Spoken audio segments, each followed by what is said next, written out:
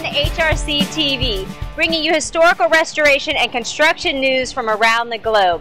I'm your host, Deanna Meske, and on this episode of HRC TV, we are in New Orleans, Louisiana at the First Presbyterian Church, where concrete ornamental pieces of the walls were falling down onto the pews.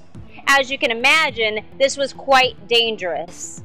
After Katrina, the church hired a company to pick up and relay their tile roof, which should have lasted 80 years. But instead, they did a poor job and charged the church full price. And now, nearly 6 years later, they're having major leaks inside the church. The Durable Slate company was called in to find the problem, and later they were hired to do the repairs.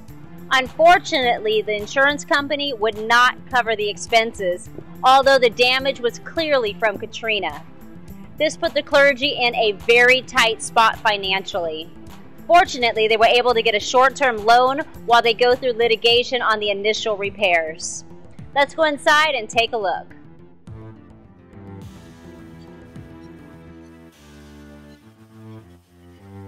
All right, as you can see, all the stained glass windows have stones around them and above them. And those stones were actually falling and hitting right where I'm standing on all these pews. And if you could imagine how dangerous that is, this is a church. They were really unable to safely hold their ceremonies, their sermons, and their services. So they called us, and what we found on this roof was that basically, although it was torn off and relaid 5 years ago, it was done completely incorrectly. The first course and the backer course lined up, allowing water to penetrate. They reused all of the old flashings, and they replaced the 8-inch high back gutter with a small 6-inch gutter that allowed water to flow right behind it and get down these walls, so basically the stones would fall. It was such a huge liability that you don't want to go through. You know, they wasted hundreds of thousands of dollars because they hired a contractor that was not licensed, not insured, and basically they subcontracted to somebody who was likewise not licensed. Okay, so we're up here on the roof, and what we did here was we took out the first couple rows of tile and we put in this large 8-inch gutter that goes up the roof. When they put in the small 6-inch gutter that stopped right here, as you can imagine, water would come down and go right in between the roof and the gutter. The other thing we did is we step flashed this whole wall and replaced the counter flashings. We're not quite done with it yet, but what the original company did was they left the step flashings in place and just put underlayment down and went over the whole thing so it wasn't step flashed.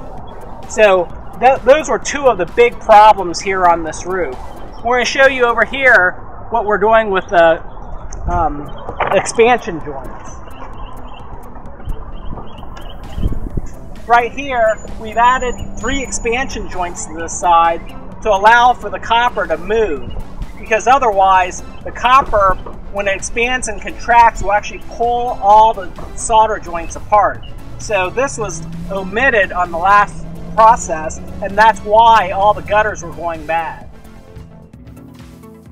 So as you can see, not all tile roofing companies and contractors are equal. When selecting a company to do work on your home or business, it's a good idea to see if they have done that specific type of work in the past successfully, and that they have a lot of customer references for you to contact. Also, make sure they are not just subcontracting the work out to a third party, and if they are, do your due diligence on the subcontractor. It's a good idea to check with the Better Business Bureau before signing any contract. This little bit of extra work will pay off in the end, and you won't end up in a bind like the folks did at the First Presbyterian Church. I'm Deanna Meske signing off with HRC TV. Stay tuned for more exciting episodes. If you have a project you'd like to have featured on our site, contact us via the information on the screen. And be sure to subscribe to our channel above. See you next time.